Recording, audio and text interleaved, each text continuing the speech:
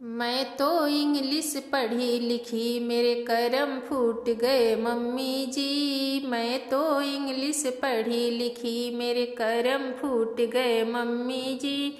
सास कही बहू कपड़ा धो दो, सास कही बहू कपड़ा धो दो, लहंगा भींग गए मम्मी जी। मैं तो इंग्लिश पढ़ी लिखी, मेरे करम फूट गए मम्मी जी। मैं तो इंग्लिश पढ़ी लिखी।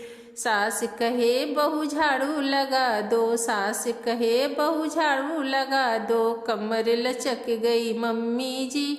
मैं तो इंग्लिश पढ़ी लिखी, मेरे करम फूट गए मम्मी जी। मैं तो इंग्लिश पढ़ी लिखी, मेरे करम फूट गए मम्मी जी। सास कहे बहू खाना बना दो, सास कहे बहू खाना बना दो, हाथे जल गई मम्मी जी। मैं तो इंग्लिश पढ़ी लिखी, मेरे करम फूट गए मम्मी जी। मैं तो इंग्लिश पढ़ी लिखी।